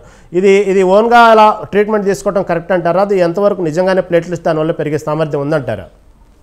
జనరల్ గా డెంగ్యూ వైరస్ అనేది ఒక వైరల్ ఇన్ఫెక్షన్ కదండి. ఈ వైరల్ ఇన్ఫెక్షన్ కి మన శరీరం స్ట్రాంగ్ గా ఉండడం కోసం చక్కని ఆహారం, కంటిన్యూట్ నిద్ర, హైడ్రేషన్, కావాల్సినంత ఫ్లూయిడ్స్ తీసుకొని సింపుల్ గా పారాసిటమాల్ వాడుకొని, అవసరమైతే ఒక బి కాంప్లెక్స్ టాబ్లెట్ వాడుకొని రెస్ట్ తీసుకుంటే డెంగ్యూ హెమరాజిక్ సిండ్రోమ్ గానీ, డెంగ్యూ హెమరాజిక్ గానీ, డెంగ్యూ షాక్ గానీ వెళ్లకుండా జనరల్ గా ఉంటే 5 నుంచి 10 రోజుల్లో పేషెంట్ రికవరీ అయ్యి బాగా బయటపడిపోతారండి. దీనికి మీరు ఏ విన్యాసాలు చేయబండి వల్ల కొబ్బరి నూనె తాగాల్సిన అవసరం లేదు, లేదా దాని పేరేంటి మీరు చెప్పిన లేదు, లేదా ఏయో చేయాల్సిన పనులు అయితే జనరల్ గా శాస్త్రీయంగా క్లినికల్ గా అయితే ఎటువంటి లేవండి. అయితే ఆయుర్వేదంలో కొంతమంది క్లినికల్ గా మేము చేసాము, క్లినికల్ ఆస్పెక్ట్స్ లో మేము కొంత స్టడీ చేసాము. క్యారిపిల్ టాబ్లెట్స్, ఇంకోటి ఈ బొప్పాయి రసం తాగటం వల్ల, ఆ పచ్చి ఆకులు చేసుకుని తాగటం వల్ల గ్యాస్ట్రిక్ ఇరిటేషన్ వచ్చి కొత్త సమస్యలు తెచ్చుకోవటం, వాంతులు, విరోచనాలు లాంటివి రావడము, ఈ సమస్యలు కొత్తగా వచ్చే అవకాశం ఉంది. ఇరిటేషన్ వల్ల గ్యాస్ట్రిక్ ఇరిటేషన్, తాగలేకపోవడం, ఆ పసరు పచ్చిగా ఉండడం, ఇవన్నీ కూడా సమస్య వచ్చే అవకాశం ఉంది. కాబట్టి జనరల్ గా ఏంటంటే మా అల్లోపతి ప్రకారంగా అయితే నేను చెప్పినట్టుగా ఒక ఆస్పిరిన్, NSAIDs పక్కన పెట్టేసి చక్కని పెయిన్ కిల్లర్స్ ఉన్నాయి, వేరే టాబ్లెట్స్, డోలో 650 ఈజీగా విరివిగా దొరికేటువంటి ఈజీ టాబ్లెట్, అలాంటివి వేసుకొని ఇక మహా అయితే కొన్ని చిన్నపాటి పెయిన్ కిల్లర్స్ మేము సజెస్ట్ చేస్తాం, ఎలాంటివి బాగుంటాయో ఆ టాబ్లెట్లు వేసుకోవడం ద్వారా మనం బయటపడిపోవచ్చు. అయితే నేను చెప్పినట్టుగా అల్లోపతి ఈ ఆయుర్వేదిక్ మెడిసిన్ వాళ్ళు కొంత క్యారిపిల్ టాబ్లెట్స్, బొప్పాయి రసం తాగేదేదో క్యారిపిల్ టాబ్లెట్స్ రూపంలో ఉన్నాయి, అలాంటి వేసుకుంటూ నమ్మకం ఉన్నటువంటి వాళ్ళు తప్పించి వాళ్ళ శాస్త్రీయత మనకు తెలియదు కాబట్టి దాని మీద మనం కామెంట్ చేయలేం. కాబట్టి బొప్పాయి ఆకులు గారి రసం గాని కొబ్బరి నూనె గురించి మనకు అవగాహన లేదండి. అంటే ప్రభుకుమార్ గారు, ఈ సహజంగా ఈ డెంగ్యూ బారిన పడ్డప్పుడు కొంతమంది ఏమో ఆహారం ఎక్కువగా తీసుకోవాలి అంటుంటారు, కొంతమంది ఏమో ఓన్లీ లిక్విడ్స్ తీసుకుంటా ఉండాలనుకుంటారు, కొంతమంది నాన్ వెజ్ తినొచ్చు అంటారు, కొంతమంది నాన్ వెజ్ తినకూడదు అంటారు. కరెక్ట్గా ఫుడ్ అసలు ఎటువంటి ఫుడ్ తీసుకోవడం బెటర్ అంటారు? మీ సలహా ఏంటి? జనరల్ గా అండి ఏంటంటే డెంగ్యూ వైరస్ కాబట్టి వైరస్ లో జనరల్ వీక్నెస్ బాగా వచ్చే అవకాశం ఉంటుంది. ఈ జనరల్ వీక్నెస్ ని ట్యాకిల్ చేయడానికి చక్కని ఆహారం, ప్రోటీన్ డైట్, మంచి డైట్ తీసుకోవటం మంచిదే, దానికి ఎటువంటి డౌట్ లేదు. అయితే పేషెంట్ తినగలుగుతున్నాడా తినలేకపోతున్నాడా ఇవి కూడా ముఖ్యమైనటువంటి అంశాలు. తినలేని పట్టుకొని తిను నోట్లు తెస్తాడు, వాంతులు అవుతాయి, కొత్త సమస్య, వాంతులు అవుతాయి, లేదా గ్యాస్ట్రిక్ ఇరిటేషన్ రావచ్చు. కాబట్టి పేషెంట్ ఏం తినగలుగుతున్నాడు, ఎంత తినగలుగుతున్నాడు, తిరిగినంత మోతాదు తినిపించడం మంచిది. అందుకంటే ఎక్కువ తినిపించడం కూడా మంచిది కాదు. కాబట్టి పేషెంట్ ఏమేమి తినగలుగుతున్నాడు, ఎంత బాగా తినగలుగుతున్నాడు. తర్వాత అత్యధికమైనటువంటి ఫీవర్ ఉన్నప్పుడు పొట్టలో కాస్త ఇబ్బంది ఉంటుంది అరగడానికి ఆహారం కూడా. అందుకనే తేలికపాటి ఆహారం తీసుకోవటం మంచిది. తేలికపాటి ఆహారం తీసుకొని ఒక 8-9 గంటలు 10 గంటలు మంచి నిద్రపోవడం, రెస్ట్ తీసుకోవడం ద్వారా శరీరాన్ని మనం రిపేర్ చేయగలుగుతాం. మంచి నిద్ర, స్ట్రెస్ లేకుండా. కొంతమంది జ్వరం వచ్చింది ఇంట్లో పడుకున్నాం అని చెప్పి ఫోన్లు తిప్పుతా ఉంటారు, యూట్యూబ్లు ఆ ట్యూబ్లు ఈ ట్యూబ్లు అన్ని కూడా. ఈ తిప్పడం మానేసి బ్రెయిన్ కి స్ట్రెస్ లేకుండా, ఇందాక మంచి పాయింట్ చెప్పారు, కంటి గుడ్డుల నొప్పులు. పేషెంట్లు చెప్పేది ఇంకో ముఖ్యమైనటువంటి సమస్య ఏంటంటే కంటి గుడ్డుల నొప్పులు బాగా నొప్పి వస్తుంది. కంటి వెనక బాగా నొప్పి వస్తూ ఉంటది పేషెంట్స్ కి. చాలా మంది పేషెంట్స్ చెప్తుంటారు ఈ మాట, గుడ్లు బాగా నొప్పి వస్తున్నాయి సార్ అని. కాబట్టి వీటన్నిటికీ రిలీఫ్ కావాలంటే చక్కని తేలికపాటి ఆహారం, ఈజీగా అరిగేది తిని మంచి నిద్రపోవడం ద్వారా పారాసిటమాల్ టాబ్లెట్లు వేసుకుని, అవసరమైతే వేరే సెకండరీ ఇన్ఫెక్షన్స్ వస్తే డాక్టర్ గారు అడ్వైజ్ చేస్తారు యాంటీబయాటిక్ టాబ్లెట్స్, అవసరమైతేనే యాంటీబయాటిక్ టాబ్లెట్స్ పెట్టి చక్కని రెస్ట్ తీసుకుంటే తేలికగా 5 నుంచి 10 రోజుల్లో ఈ డెంగ్యూ జ్వరంలో నుంచి బయటపడచ్చు. అంటే కామన్ గా వైరల్ ఫీవర్స్ వచ్చినప్పుడు, ఏ ఫీవర్స్ వచ్చినప్పుడైనా దాదాపుగా కామన్ గా చెప్పుకునే మాట అన్నం తినొద్దు, మిల్క్ తాగమనో బ్రెడ్ తినమని ఇలా అంటుంటారు కదా. కానీ డెంగ్యూ వచ్చేటప్పటికి ఆహారాన్ని బాగా తీసుకోమంటుంటారు. కాబట్టి రైస్ తినొచ్చు అంటారా, ఏమంటారు అసలు? తినొచ్చు సార్. ఇప్పుడు మీకు అంటిల్ డయాబెటీస్ లేకపోతే, ఎందుకంటే కాంప్లికేషన్స్ ఆధారపడతాయి. మళ్ళీ ఒకళ్ళకి ఒక జ్వరం వచ్చింది అనుకోండి, డెంగ్యూ జ్వరం వచ్చింది అనుకోండి, ఇతర ఆరోగ్య సమస్యలు ఏమున్నాయి వాళ్ళకి, డయాబెటీస్ ఉందా, హైపర్ టెన్షన్ ఉందా. ఇప్పుడు జ్వరంలో ఏమైంది, హార్ట్ రేట్ పెరుగుతూ ఉంటది, కార్డియాక్ కాంప్లికేషన్స్, ఇతర సమస్యలు ఉన్న వాళ్ళతో జాగ్రత్తగా డీల్ చేయాలి. అదే విధంగా జ్వరంలో ఏమైంది, స్ట్రెస్ హార్మోన్స్ కూడా బాగా రిలీజ్ అవుతాయి. రిలీజ్ అవడం వల్ల హార్ట్ రేట్ పెరగడం కానివ్వండి, షుగర్స్ పెరగడం కానీ జనరల్ గా జరుగుతూ ఉంటాయి. ఆ సందర్భాలలో ఈ ఇతర కాంప్లికేషన్స్ ని కంట్రోల్ చేసుకోవాలి. అంటే ఒక వ్యక్తికి డెంగ్యూ వస్తే అతనికి ఇతర ఆరోగ్య సమస్యలు ఏమున్నాయి, ఇతర క్లినికల్ ఫీచర్స్ ఏమున్నాయి, ఇతర హిస్టరీ ఏముంది, డయాబెటీస్ హిస్టరీ కానీ, టీబీ హిస్టరీ కానీ, ఇతర ఆరోగ్య సమస్యలు ఏమైనా ఉన్నాయా, ఇమ్యూనిటీని తగ్గించే జబ్బులు, క్యాన్సర్ కానీ, టీబీ కానీ, హెచ్ఐవి కానీ, ఇతర ఆరోగ్య సమస్యలు ఏమైనా ఉన్నాయా అనేది కూడా కన్సిడర్ చేసుకొని వాటిని కూడా చూసుకొని బ్యాలెన్స్డ్ గా వైద్యం చేయడానికి అవకాశం ఉంటుంది. అవన్నీ కూడా ఎప్పుడైతే ఇతర కాంప్లికేషన్స్ ఉన్న పేషెంట్స్ ఉంటారో వాళ్ళని తప్పకుండా మేము అడ్మిట్ చేసుకుని మానిటర్ చేస్తాం, షుగర్స్ మానిటర్ చేస్తాం, కావాల్సిన ప్రత్యేకమైన డైట్ ఇస్తాం, అవసరమైతే ఇన్సులిన్ ఇస్తుంటాం, కావాల్సినవి చేసుకుంటూ వైద్యం చేస్తాం. ఓకే. కాబట్టి మీరు పేషెంట్ హిస్టరీని బట్టి కూడా ట్రీట్మెంట్ కొనసాగిద్ది అంటారు. ఓకే, దాని మీద మాట్లాడదాం. విష్ణురావు గారు, సహజంగా ఈ జ్వరం అనేది, డెంగ్యూ అనేది తెలియాలంటే కామన్గా ఇప్పుడు మనం జ్వరం వచ్చింది, 1 రోజు వచ్చింది, 2వ రోజు 3 రోజులు తగ్గట్లేదు. అసలు యాక్చువల్గా డెంగ్యూ టెస్ట్ ఎన్ని రోజులకు చేయించుకోవాలి, డెంగ్యూ టెస్ట్ ఎన్ని రోజులతో బయటపడిద్ది, టైఫాయిడ్ ఫీవర్కి ఇన్ని రోజులు అంటుంటారు కదా, మళ్ళీ డెంగ్యూ ఎలా నిర్ధారణ చేసుకోవాలి, టెస్ట్ అనేది ఎన్ని రోజులు చేయించుకోవాలి? అంటే డే 1 చేస్తే ఏది పాజిటివ్ రాదు. 3-4 రోజుల తర్వాత నుంచి మెల్లగా NS1 యాంటీజెన్స్ అని ఉంటాయి, దాని తర్వాత IgM, IgG అని ఉంటాయి. సో దీనికి సంబంధించినటువంటి టెస్టులు చేయటం ఒకటి, దాని తర్వాత ప్లేట్లెట్స్ పడిపోవటం మెల్లమెల్లగా. ప్లేట్లెట్ ఎంత ఉంది, 1.5 నుంచి 4.5 మధ్యలో ఉంటాయి జనరల్ గా. అయితే ఏ విధంగా ఉంది కౌంటు అనేది చూసుకోవటం. మలేరియా ఉంటే దాని మలేరియాకు సంబంధించినటువంటి టెస్టులు, టైఫాయిడ్ ఉంటే టైఫాయిడ్ కి సంబంధించినటువంటి టెస్టులు. తర్వాత ఇట్లా ఇప్పుడు ఎన్ని రోజులు చేయిస్తే బెటర్ అంటారండి బ్లడ్ టెస్ట్ అనేది? జ్వరం సపోజ్ ఈ రోజు వచ్చింది, ఎన్ని రోజుల తర్వాత చేయించుకుంటే? 4 days తర్వాత, 4-5 days తర్వాత జనరల్ గా వచ్చేటటువంటి అవకాశాలు ఉంటాయి. డే 1 ఇప్పుడు డే 1 చేసి మనం నెగటివ్ వచ్చింది అంటే that is not a negative. So ఇట్లా దీనికి సంబంధించినటువంటి టెస్టులు I think Prabhu will tell more about this one because he sees more cases regarding these tests. Okay. అంటే ఇప్పుడు సహజంగా డైట్కి వచ్చేటప్పుడు మీ సలహా ఏందండి, ఎటువంటి డైట్ అయితే బెటర్ అంటారు? డైట్ గురించి మాత్రం అండి ఒకటి నేను పక్కాగా చెప్పగలను ఏంటంటే ఓకే లిక్విడ్ డైట్ బెస్ట్ అండి. ఓకే డెంగ్యూ జ్వరంలో నెంబర్ 1 ఏంటంటే హైడ్రేషన్. మనం కంపల్సరిగా నీళ్లు తాగాలి. అది జ్యూస్ గాని నీళ్లు గాని ఏదైనా సరే నీళ్లు తాగుతూ ఉండాలి. తేలికపాటి ఆహారాన్ని తీసుకుంటూ ఉండాలి. ఒకవేళ గనక పేషెంట్ కి విపరీతంగా వాంతులో లేకపోతే ఇంకేమైనా ఉంటే ఐవి ఫ్లూయిడ్స్ కూడా ఇవ్వాల్సిన అవసరం ఉంది. ఎటుబడి దాహం ఉండకూడదు. డెంగ్యూ ఫీవర్ లో ఒకటేనండి, ఎటుబడి దాహం ఉండకూడదు. ఎందుకంటే హిమటోక్రిట్ అని చెప్పి ఇంకో టెస్ట్ ఉంటది. ఆ హిమటోక్రిట్ లెవెల్ అంటే ఈ ఆర్బీసీకి ఈ సీరం కి మధ్య ఉండేటటువంటి నిష్పత్తి. అంటే రెడ్ బ్లడ్ సెల్స్ ఏమో ఎక్కువ ఉంటాయి, దాని యొక్క సీరం ఏమో తక్కువ ఉంటుంది. అంటే ఏంటి దాని అర్థం అంటే డిహైడ్రేషన్ ఉందని అర్థం. అది మోస్ట్ డేంజరస్. ఈ టెస్ట్ అనేది హిమటోక్రిట్ అనేది చాలా చాలా important. That shows the status of the hydration in the body. కాబట్టి డిహైడ్రేషన్ ఎట్టి పరిస్థితుల్లో డెంగ్యూ ఫీవర్ లో ఉండకూడదు. ఇంట్లో ఉన్న వాళ్ళు ఎవరైనా సరే ఫస్ట్ ఫీవర్ వచ్చింది అంటే మెల్లగా ఈ పారాసిటమాల్ తీసుకోవటం, తడిగుడ్డలు వేసుకోవటం, ఎటుబడి టెంపరేచర్ ని పెరగనీయదు. కంప్లీట్ రెస్ట్ తీసుకోవటం. కంప్లీట్ రెస్ట్ అంటే కంప్లీట్ రెస్ట్ తీసుకోవటం, తేలికపాటి ఆహారం తీసుకోవటం. అలా అని చెప్పి కొంతమందికి సివియర్ గా కడుపు నొప్పి ఉన్న వాళ్ళకి, సివియర్ ఫీవర్ ఉన్న వాళ్ళకి ఈ ఘన ఆహారం తీసుకోవచ్చు.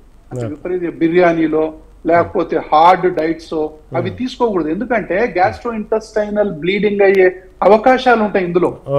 అందుకే సాఫ్ట్ అండ్ లిక్విడ్ డైట్, ఈ సగ్గు బియ్యం లాంటివి కానీ, ఓట్స్ లాంటివి కానీ, రాగి మాల్ట్ లాంటివి కానీ ఇలాంటివి తీసుకోవచ్చు. ఈవెన్ పపాయ, ఇప్పుడు పపాయ ఫ్రూట్స్ తీసుకోవచ్చు అండి. ఏముంది అక్కడ, పపాయ ఫ్రూట్స్ తీసుకోవచ్చు. ఇలాంటివి ఆకులే తీసుకోవాలనే ఫ్రూట్స్ కూడా తీసుకోవచ్చు, నో ప్రాబ్లం. అంటే ఈ ఫ్రూట్ జ్యూసెస్ తీసుకోవచ్చు. ఎటుబడి హైడ్రేషన్ ని మెయింటైన్ చెయ్యాలి. ఇది అసలు డెంగ్యూ ఫీవర్ లో అతి ముఖ్యమైనది ఏంటంటే పేషెంట్ డీహైడ్రేట్ అవ్వద్దు అనేది ప్రధానమైన సూత్రం. ఇప్పుడు డెంగ్యూ పేషెంట్ ఇప్పుడు ఎవరైతే టెంపరేచర్ కంట్రోల్లో ఉండాలి. ఓకే విష్ణువరావు గారు, ఇప్పుడు సహజంగా ఒక ఇంట్లో ఒక డెంగ్యూ పేషెంట్ ఉంటే దాదాపుగా ఇంట్లో వాళ్ళందరూ కూడా జాగ్రత్తగా ఉండాల్సిన అవసరం ఉందా? ఇది వ్యాప్తి చెందే అవకాశం ఉందా? లేకపోతే మళ్ళీ దోమ కుడితేనే మిగతా వాళ్ళకి వచ్చిద్దా? ఏమంటారు? అంటే ఇప్పుడు ఒకళ్ళ నుంచి ఒకళ్ళకు సంక్రమించే వ్యాధి అయితే కాదు ఇది. ఎవరికి కుడితే వాళ్ళకి వస్తుంది. ఇంకోటి తెలుసా, డెంగ్యూలో ఉన్నది ఏంటంటే ఈవెన్ సింగిల్ ప్రాపర్ అంటే bite can lead to dengue. ఒక్క దోమ, ఒక్క పోటు కరెక్ట్ గా గనక కుడితే, కరెక్ట్ గా బ్లడ్ వెసల్ మీద కుడితే ఒక్క దోమ చాలు డెంగ్యూ రావటానికి. అంత డేంజర్ అండి. మన లైఫ్ అనేది ఒక్కోసారి ఎట్లా అనిపిస్తుంది అంటే కొన్ని సీరియస్ కేసుల్లో మనకు ఏ బైట్ అవే ఒక్క దోమ కూడా మన లైఫ్ ని కింద మీద చేయొచ్చండి. అంటే ఇంత డేంజర్. అందుకనే డెంగ్యూ అంటే ఏంటంటే కొన్ని కేసులు, చాలా కేసుల్లో మంచిగా అయిపోతారు కానీ ముఖ్యంగా సెకండ్ అటాక్స్ లో మాత్రం చాలా చాలా డేంజరస్ కాంప్లికేషన్స్ కు దారితీస్తుంది. ఏది సెకండ్ టైం వచ్చినప్పుడు మాత్రం. అందుకే మనం ఇంట్లో పండుకొని మనం రెస్ట్ చెప్పాం కదా, డాక్టర్ గారు రెస్ట్ చెప్పారు కదా, ఇంట్లోనే పడుకుందాం, ఇంట్లోనే ఉండటం, నో, దాని అర్థం అది కాదు. You should be under observation. ఒక అనుభవమైనటువంటి డాక్టర్ యొక్క ఆధ్వర్యంలో ఉండాలా. నేను ఈ ఆకులు తినుకుంటా కూర్చుంటా, లేకపోతే ఇవేసుకొని కూర్చుంటా, ఇది కాదు. కంపల్సరిగా ఒక డాక్టర్ యొక్క అబ్జర్వేషన్ లో ఉండాలి. ప్లేట్లెట్స్ ఎట్లా ఉన్నాయో చూసుకోవాలి. ఒక వ్యక్తి ఇంట్లో ఒక దోమపు గురయ్యారంటే ఇంకొకళ్ళు గురయ్యే అవకాశాలు ఉంటాయి. కాబట్టి అది అంటువ్యాధి మాత్రం కాదు, ఒకళ్ళ నుంచి ఒకళ్ళకి వచ్చేటటువంటి అంటువ్యాధి మాత్రం ఎంత మాత్రం కాదు. ఇప్పుడు అదే ఇన్ఫ్లుయెన్జా ఉందనుకోండి, ఇన్ఫ్లుయెన్జా ఒకళ్ళకి వస్తే ఇంట్లో అందరికి రావచ్చు. డెంగ్యూ అలా కాదు, డెంగ్యూ మాత్రం బైట్ ద్వారానే వస్తుంది. కాబట్టి ఈ యొక్క వర్షాకాలానికి సంబంధించి మన దేశంలో ఇది చాలా ప్రధానమైనటువంటి సమస్యగా మారిపోయింది ఇప్పుడు ఈ డెంగ్యూ అయితే. సో అసలు చాలా అంటే ఒక్కోసారి చాలా డేంజరస్ లెవెల్స్ కు వెళ్ళేటటువంటి అలాంటి కేసులు చాలా తక్కువ శాతం ఉంటాయి. బట్ వాళ్ళు చాలా కేర్ఫుల్ ఉండాలి. ఎవరైనా సరే చాలా కేర్ఫుల్ గా ఉండాల్సినటువంటి అవసరం ఉంది. ముఖ్యంగా వాంతులు, కడుపు నొప్పి ఇస్ ద బిగ్ సిమ్టమ్. బాగా కడుపు నొప్పి వస్తుంది, బాగా నీరసంగా ఉన్నారు, టెంపరేచర్ సడన్ గా పడిపోయింది, సడన్ గా బీపీ పడిపోయింది అంటే ఇంట్లో ఇంకా అలాగే ఉండకండి దయచేసి. సో ఇవి చాలా డేంజరస్. టెంపరేచర్ ఇప్పుడు బాగా టెంపరేచర్ ఉంది, సడన్ కొలాప్స్ అయింది, సడన్ గా బీపీ పడిపోయింది, సడన్ గా నీరసం అయిపోయారు. ఈ యొక్క ముఖ్యంగా ఈ గమ్స్ నుంచి బ్లీడింగ్ వస్తా ఉంది, మోషన్ పోతే బ్లీడింగ్ వస్తా ఉంది. ఇంటిలో ప్రయోగాలు చేయొద్దు. అలా అని చెప్పి మీరు ఏదో ఇందాక చెప్పారు ఆ బొప్పాయాక ఏదో ఆ ఆకులతోని ప్రయోగాలు, ఇలాంటి వాటితోని ప్రయోగాలు చేయకండి దయచేసి. ఇది తాగితే పోద్దులే ఆ భ్రమలో ఉండొద్దు. ముఖ్యంగా విష్ణురావు గారు ముఖ్యంగా మీరు చెప్పినట్టు అవును, మీరు చెప్పినట్టు ఒక డెంగ్యూ బారిన పడ్డారంటే మిగతా వాళ్ళకి వ్యాపించాలని ఏం లేదు, మరి దోమకాటు ఉంటేనే డెంగ్యూ వచ్చింది. ఓకే రైట్, ఓకే మంచి, మళ్ళీ మాట్లాడుతుంది దాని గురించి. ప్రభుకుమార్ గారు, ప్రధానంగా ఈ డెంగ్యూ సంబంధించి చూసుకుంటే యాంటీబయాటిక్స్ వాడటం వల్ల ఇమ్యూనిటీ పవర్ తగ్గిద్ది అనేది ప్రధానంగా మనకు తెలిసిన విషయమే. కాకపోతే డెంగ్యూ సంబంధించి మళ్ళీ యాంటీబయాటిక్ వాడటం వల్ల ఇమ్యూనిటీ పవర్ తగ్గితే ఆటోమేటిక్ ప్లేట్లెట్స్ పడిపోతాయి కదా, కాబట్టి యాంటీబయాటిక్ ప్రిఫర్ చేయడం కరెక్ట్ అంటారా కాదంటారా?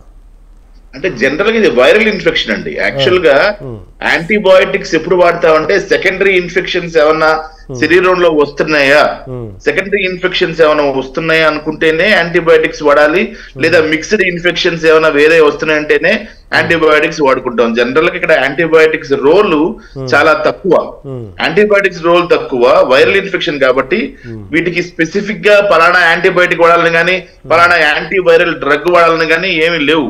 ఇదేంటంటే ఒక సిమ్టమాటిక్ సపోర్టివ్ కేర్ ట్రీట్మెంట్ అంటాం. ఈ లక్షణాలు ఉన్నాయి, ఈ లక్షణాలకి ఈ వైద్యం చేయటం, ఈ ఇబ్బంది వస్తుంది, ఈ ఇబ్బందికి సపోర్టివ్ గా ఈ ట్రీట్మెంట్ చేయటమే తప్పించి అంటే బాల్ ఎలా వస్తే బ్యాట్ ఎలా కొట్టడం అనమాట. 6 బాల్ 6 లా కొడితే సరిపోతుంది, 4 బాల్ 4 లా కొడితే సరిపోతుంది, అంతేగాని ఇది వైరల్ ఇవన్నీ నేను చెప్పానంటే ముఖ్యంగా వైరల్ ఇన్ఫెక్షన్స్, వైరల్ యాంటీవైరల్స్ లేవు కాబట్టి సెకండరీ ఇన్ఫెక్షన్స్ దీని దగ్గర నుంచి ఊపిరితిత్తుల్లో నిమోనియా రావడం కానివ్వండి, లేదు ఇతర ఇన్ఫెక్షన్స్, సపోజ్ వాటర్ కంటామినేషన్, ఇప్పుడు వాటర్ కంటామినేషన్ కూడా బాగా అవుతా ఉంటది. ఇటు ఈ డెంగ్యూ వచ్చి వాటర్ కంటామినేషన్ ద్వారా టైఫాయిడ్ ఫీవర్ కూడా వచ్చే అవకాశం ఉంటుంది. జనరల్ గా ఇందాక డాక్టర్ గారు చెప్పినట్టుగా ఈ వీటన్నిటికి కూడా 4-5 డేస్ తర్వాతే పరీక్షలు. ఫస్ట్ డే చేసిన పరీక్షలు కరెక్ట్ కాదు, ఎందుకంటే మనకి క్రమేపీ తెలుస్తుంది. ఎందుకంటే దోమ పుట్టిన తర్వాత ఫస్ట్ మేనిఫెస్టేషన్ ఫీవర్, ఒళ్ళు నొప్పులు ఇవి కనిపిస్తా ఉంటాయి. తర్వాత ఇది ఏ రకమైన జ్వరం అన్నది ఆ పర్టికులర్ సంబంధించిన వాటికి పర్టికులర్ పరీక్షలు ఉంటాయి. డెంగ్యూ NS1, డెంగ్యూ అయితే డెంగ్యూ ఫస్ట్ డే కోసం NS1 పరీక్షని, అది పాజిటివ్ రావచ్చు, నెగిటివ్ రావచ్చు. తర్వాత dengue antibodies IgG IgM antibodies ఉంటాయి. సో IgM యాంటీబాడీస్ పాజిటివ్ వస్తే ప్రస్తుతం అక్యూట్ ఫేజ్ నడుస్తుందని చెప్పి ఆ పరీక్షలు. సో అలాగే పాలిమరేస్ చైన్ రియాక్షన్స్ ఉంటాయి, టైఫాయిడ్ కి సంబంధించిన సపరేట్ పరీక్షలు ఉంటాయి, మలేరియాకి సంబంధించిన మలేరియా యాంటీబాడీస్ పరీక్షలు, స్పైరోకిడ్స్ సంబంధించి స్పైరోకిడ్స్ సంబంధించిన IgG IgM యాంటీబాడీస్ పరీక్షలు, ఇలా రకరకాల పరీక్షలు మేము 4 డేస్ తర్వాత. ఇప్పుడు టైఫాయిడ్ కూడా మీకు ఫస్ట్ 5 డేస్ లో ఏ పాజిటివ్ రాదు, టైఫాయిడ్ జ్వరం కూడా ఒక 4-5 డేస్ పోయిన తర్వాత స్టెప్ లాడర్ ప్యాటర్న్ లో జ్వరం వస్తా ఉంటుంది. సో వీటన్నిటిని కూడా మనం ఆ తత్సంబంధించినటువంటి పరీక్షల్ని ఆ సమయానికి చేసుకుంటే మనకు 4-5 డేస్ తర్వాత క్లియర్ పిక్చర్ ఏ రకమైనటువంటి జ్వరం వస్తుంది, ఏ రకమైనటువంటి జ్వరం వస్తే ఏ రకమైనటువంటి వైద్యం చేయాలని ఒక ఆలోచన రావడానికి అవకాశం ఉంటుంది. అదేనండి, కొంతమంది హెవీ యాంటీబయాటిక్స్ వాడుతుంటామంటారు, కొంతమంది హెవీ యాంటీబయాటిక్స్ వాడకూడదు అంటుంటారు డెంగ్యూకి. ప్రధానంగా డెంగ్యూ వ్యాధి గురించి మనం మాట్లాడుకుంటున్నాం. దీనిలో ప్రధానంగా ఇప్పుడు విష్ణురావు గారు, ఈ కోవిడ్ మహమ్మారి వచ్చిన తర్వాత దాదాపుగా ఈ కోవాక్సిన్, కోవిషీల్డ్ ఈ తీసుకున్న తర్వాత ప్రధానంగా ప్రజల్లో ఎక్కువగా ఇమ్యూనిటీ పవర్ తగ్గింది, అనేక సైడ్ ఎఫెక్ట్స్ వస్తున్నాయి, ప్రధానంగా హార్ట్ అటాక్లు వస్తున్నాయి అని ఈ చర్చ ఎక్కువగా ప్రపంచవ్యాప్తంగా జరుగుతున్న సందర్భంలో ఈ డెంగ్యూ అనేది కూడా డెంగ్యూ బారిన పడటానికి దానికి రిలేటెడ్ కారణం ఉందా? అంటే ఆ కోవాక్సిన్ వేసుకోవడం వల్ల ఇమ్యూనిటీ పవర్ తగ్గి జనానికి చిన్న సీజనల్ వ్యాధులు తొందరగా ప్రబలటానికి కారణం ఉందంటారు, ఏమంటారు? ఏం లేదండి, అంటే ఒకటి ఇప్పుడు కరోనా వ్యాక్సిన్ మీద ఎన్నో రకాలైనటువంటి అపోహలు ప్రపంచవ్యాప్తంగా ఉండటం అనేది ఉంది. అలా అని చెప్పి దాని మీద సైంటిఫిక్ గా ఏది ఒక స్టడీ కరెక్ట్ గా ఏం లేదు. అయితే దానివల్ల కొన్ని అంటే రక్తం గడ్డగట్టడం, థ్రాంబోసిస్ అంటాం, థ్రాంబోటిక్ అటాక్స్ వల్ల కొంతమందికి గుండె జబ్బులు రావటం, సడన్ హార్ట్ అటాక్స్ రావటం కొంతమందిలో రావటం అనేది ఉంది. అది వ్యాక్సిన్ వల్ల వచ్చిందా, ద డిసీజ్ ఇట్ సెల్ఫ్ అది దాని వల్ల వచ్చిందా అనే దాని మీద ఒక క్లారిటీ లేదు. అయితే ఇలాంటి వాళ్ళల్లో ఇమ్యూనిటీ పవర్, ఇప్పుడు మనం ఒక ఆయన జర్మనీలో 217 సార్లు తీసుకున్నాడండి ఏది కరోనా వ్యాక్సిన్. ఆయన ఇమ్యూనిటీ పవర్ బాగానే ఉందంట. అన్ని టెస్టులు చేసిన తర్వాత ఇమ్యూనిటీ పవర్ బాగానే ఉందంట. ఏది 217 సార్లు తీసుకున్నోడికి కూడా ఇమ్యూనిటీ పవర్ బాగానే ఉందని అన్నారు. కాబట్టి ఏంటంటే ఇది తీసుకోవడం వల్ల ఇమ్యూనిటీ పవర్ తగ్గింది, తద్వారా డెంగ్యూ ఫీవర్ కు లోన్ అవుతున్నారు అనేది కాదు. కానీ ఒక పాయింట్ అయితే ఉంది ఇందులో. ఇప్పుడు డెంగ్యూ ఫీవర్ వచ్చినప్పుడు ఈ ఫీవర్ అనేది ఏ జబ్బు లేని వ్యక్తుల్లో వచ్చిందా, ఆల్రెడీ ప్రీ ఎగ్జిస్టింగ్ డిసీజ్ ఉన్నటువంటి వాళ్ళ ఆ వ్యక్తుల్లో వచ్చిందా? ఇందాక ప్రభు ఈ పాయింట్ టచ్ చేశాడు ఆల్రెడీ. అంటే ఏంటంటే కోమార్బిడిటీస్ అంటామా. ఏ ఫీవర్ అయినా సరే అండి, అది వైరల్ ఫీవర్ కావచ్చు, ఏ డిసీజ్ అయినా సరే, ఆల్రెడీ ఎగ్జిస్టింగ్ డిసీజ్ ఒకటి ఉంది ఒక మనిషికి. ఒక కిడ్నీ జబ్బు కావచ్చు, ఒక గుండె జబ్బు కావచ్చు, ఒక క్యాన్సర్ జబ్బు కావచ్చు, ఇంకా ఏదైనా జబ్బు కావచ్చు, ఒక లివర్ జబ్బు కావచ్చు. అలాంటి వ్యక్తులకు ఏ జబ్బు చిన్నపాటికి వచ్చినా కూడా ప్రమాదకరంగా మారేటటువంటి అవకాశాలు ఉంటాయి. కాబట్టి వీటిని కోమార్బిడిటీస్ అంటాం. ఈ కోమార్బిడిటీస్ ఉన్న వాళ్ళందరూ కూడా ఈ యొక్క వ్యాక్సినేషన్లు తీసుకోవాల్సినటువంటి అవసరం ఉంది. అది ఇన్ఫ్లుయెన్జా వ్యాక్సిన్ కానీ న్యూమోకోకల్ వ్యాక్సిన్ కానీ తీసుకుంటే గనక ఈ ఆన్స్లాట్ ఆఫ్ వైరస్ వల్ల వచ్చేటటువంటి సెకండరీ బ్యాక్టీరియల్ ఇన్ఫెక్షన్స్ ని వాళ్ళు తట్టుకుంటారు. ఇప్పుడు ఒక వైరస్ వచ్చి ఒక మామూలు వ్యక్తిని ఇట్లా ఇట్లా తోసింది అనుకోండి, ఆయన గబుక్కునే బండు బలవంతుడు కదా. అదే ఆల్రెడీ జబ్బున్న వ్యక్తిని వచ్చి టచ్ చేసింది అనుకోండి, కింద పడిపోతాడు. కాబట్టి ఆ ఇమ్యూనిటీ అనేది ఆల్రెడీ జబ్బున్న వాళ్ళు తగ్గిపోద్ది. అది కోవిడ్ కావచ్చు, కోవిడ్ వల్ల వచ్చినటువంటి ఇది కావచ్చు, లేకపోతే ఆల్రెడీ ఇంకా ఇంత ముందు ఒక వైరస్ వల్ల వచ్చినది కావచ్చు, ఆల్రెడీ ఎగ్జిస్టింగ్ కిడ్నీ జబ్బు కావచ్చు, గుండె జబ్బు కావచ్చు, క్యాన్సర్ జబ్బు, ఇమ్యూనిటీ తక్కువే ఉంటది వీళ్ళకి. కాబట్టి వీళ్ళందరూ కూడా అందుకే influenza vaccine and pneumococcal vaccine కనుక తీసుకున్నట్లయితే 70 to 80% ఆఫ్ ద కేసుల్లో, ఇందాక న్యూమోనియా అని చెప్పారు చూసారా, అంటే viral diseases are followed by pneumonias అని, అవి 70 to 80% కేసుల్లో తగ్గిపోతాయండి అవి. ఇప్పుడు ఇన్ఫ్లుయెన్జా వచ్చింది, ఆయనకు ఆల్రెడీ కిడ్నీ జబ్బు గుండె జబ్బు ఉంది, ఈయన వ్యాక్సిన్ తీసుకోలేదు, ఈయనకు బ్యాక్టీరియల్ ఇన్ఫెక్షన్స్ వచ్చేటటువంటి అవకాశం చాలా ఎక్కువ. అదే ఈ వ్యక్తికి ఈ యొక్క ఇన్ఫ్లుయెన్జా రాకముందే మనం ఫ్లూ వ్యాక్సిన్ కానీ న్యూమోకోకల్ వ్యాక్సిన్ కానీ వేసినట్లయితే ఈ సెకండరీ బ్యాక్టీరియల్ ఇన్ఫెక్షన్స్ అనేవి రావు. నెంబర్ 1, వచ్చినా మైల్డ్ గా వస్తాయి. నెంబర్ 2, వీళ్లకు దాన్ని తట్టుకునే శక్తి ఉంటది, కాంప్లికేషన్స్ ఉండవు, ఐసీయూ లెవెల్కు వెళ్ళరు. కాబట్టి ఎప్పుడైనా సరే అడల్ట్ వ్యాక్సినేషన్స్ అనేవి ఇప్పుడు వచ్చాయి. అడల్ట్ వ్యాక్సినేషన్లు ఈ దేశంలో చాలా మంది కొమార్బిడిటీ ఉన్న వాళ్ళకి, ఇమ్యూనిటీ తక్కువ ఉన్న వాళ్ళకి ఈ వ్యాక్సిన్లు వేసుకోవాల్సినటువంటి అవసరం ఉంది. అయితే దీని మీద మన దేశంలో అవగాహన చాలా తక్కువగా ఉంది. ఈ విషయాన్ని నేను గత 25 సంవత్సరాల నుంచి అడల్ట్ వ్యాక్సినేషన్ యొక్క ఇంపార్టెన్స్ నేను చెప్తా ఉన్నాను. కాబట్టి ఈ వ్యాక్సిన్ అనేది చాలా ఇంపార్టెంట్. ముఖ్యంగా ఒక సీజన్ వస్తుంది, అది ఏ ఇన్ఫ్లుయెన్జా సీజన్ కావచ్చు, ఈ డెంగ్యూ సీజన్ కావచ్చు, ఇంకా ఏ సీజన్ అయినా కావచ్చు. ముఖ్యంగా వర్షాకాలం వచ్చి ఇప్పుడు మే నుంచి జూన్ లెవెల్లోనే వ్యాక్సిన్ వేసుకోవాలి. ఫ్లూ వ్యాక్సిన్ కనుక వేసుకున్నట్లయితే మనకు ఆల్రెడీ అది డెంగ్యూ వచ్చినా లేకపోతే ఏదన్నా వచ్చినా కూడా సెకండరీ బ్యాక్టీరియల్ ఇన్ఫెక్షన్ నుంచి కాపాడిన వాళ్ళు అవుతాం. డెంగ్యూకి వ్యాక్సిన్ లేదు, కొన్ని కంట్రీస్ లో ఉందంటున్నారు, అది ఆల్రెడీ వచ్చిన వాళ్ళకి వేస్తున్నారు. అది ఎంతమందికి పనిచేస్తుంది, ఎక్కడ పనిచేస్తుంది అనేది తెలియదు. కానీ డెంగ్యూ వ్యాక్సిన్ రావాల్సినటువంటి అవసరం మాత్రం చాలా చాలా ఉంది. ఒకసారి డెంగ్యూ వచ్చిన వాళ్ళకి ఈ వ్యాక్సిన్ వేస్తే సెకండ్ అటాక్ నుంచి కాపాడుతుంది అనేటటువంటిది ఒక స్టడీ ఉంది.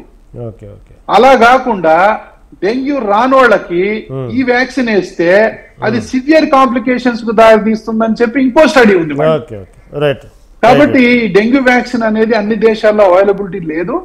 ఉన్న వ్యాక్సిన్స్ ఏదైతే ఉన్నాయో ఆల్రెడీ ఈ ఉన్న వ్యాక్సిన్స్ ని అడల్ట్ వ్యాక్సిన్స్ గాని పిల్లలు గాని ఈ సీజన్ ముందు వ్యాక్సిన్స్ తీసుకోవాల్సినటువంటి అవసరం ఉంది. అప్పుడు మనం ఇమ్యూనిటీని పెంచుకోవాలి.